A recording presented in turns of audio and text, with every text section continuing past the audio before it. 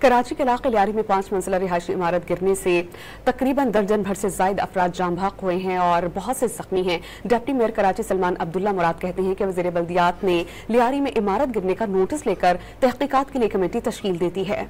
साबिक एडमिनिस्ट्रेटर कराची फ़हीमुज़्ज़मान ने सिंध हुकूमत और SBCA को लियारी वाक़े का जिम्मेदार करार दे दिया।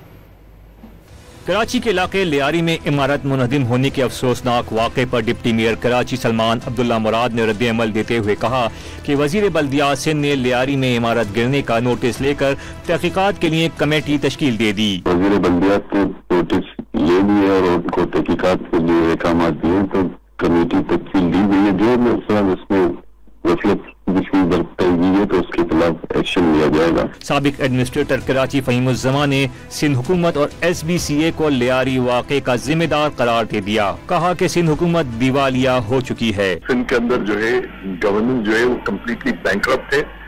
किसी किस्म का कोई अगर रोड टूट जाती है पहली बारिश में या बिल्डिंग गिर जाती है तो सस्पेंड तो कर दिया जाता है। अगर किसी को कर भी दिया गया उनके खिलाफ कोई एक्शन नहीं होता, जिसकी वजह से ये हादसा रिपीट हुआ करती है। चेयरमैन आबाद हसन बख्शी का कहना था कि मखदूश इमारतों के लिए सिंध हुकूमत को प्रपोजल दिया था कि इमारतों के मालिक को नोटिस देकर इमारत की दोबारा तामीर करवाई जाए। आबाद में सिंध गवर्नमेंट को प्रपोजल दिया था कि सिंध ये डेंजरस बिल्डिंग के लिए एक कानून बनाया जाए कि अगर वो बिल्डिंग डेंजरस डिक्लेयर हो जाए और अगर तो 3 महीने नोटिस दिया जाए, 3 महीने में उसके ओनर ऑफ द लैंड को कि वो बिल्डिंग रिकंस्ट्रक्ट की जाए और वहाँ के रहायशियों को 2 साल का किराया भी दिया जाए और फ्री ऑफ कॉस्ट उनको वहीं पर बिल्डिंग बना के दी जाए। दिसंबर 2024 में सिंध असम्बली की पब्लिक अकाउंट्स कमेटी ने सूबाई हुकूमत को हिदायत की थी कि इंसानी जानों के ज़िया से बचने के लिए शहर भर में खतरनाक करार दी गई 570 से ज़ायद इमारतों को खाली कराने के लिए हंगामी इक़दामात किए जाएं।